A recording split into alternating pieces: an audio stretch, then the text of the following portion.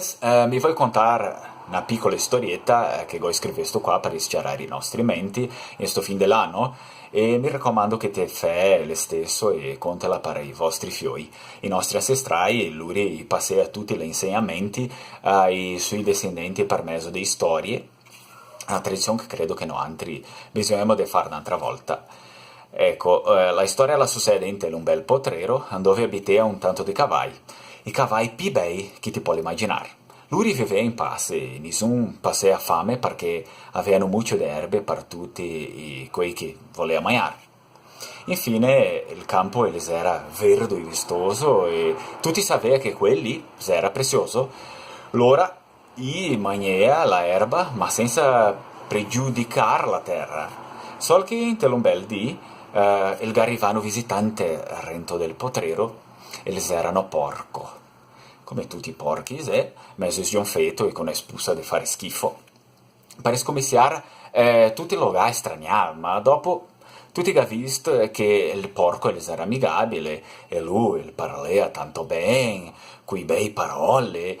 Col tempo quel porco il ga convincere tutti i cavalli che lui era infelice perché lui non conviveva con gli altri animali e che convivere solo che con gli altri cavalli erano in sbaglio, della stessa maniera che fare dimostrazione di amore per la sua specie erano in sbaglio più terribile ancora. Allora, i cavalli che si sta convinti per il porco, il logà sa che lui il portesse più porchi parento del potrero. Dopo di un tempo, fe una bella mattina, che tutti i cavalli becchi si dismissia fuori, e come lui sempre fa, tutti si andati fino al potrero per mangiare.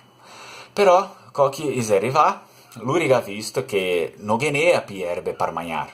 Al contrario, quel che era verde, con un mucchio d'erbe, adesso era una pacciuga sol. Sotto una terra, piena di busse, orribili. E anche l'odore delizioso del verde si sta sostituì per una brutta spuzza de merda. Merda de porchi. Allora i cavalli hanno scoperto che la erba la era finì perché i porchi non sapevano preservare quel che era di più prezioso, perché così i porchi.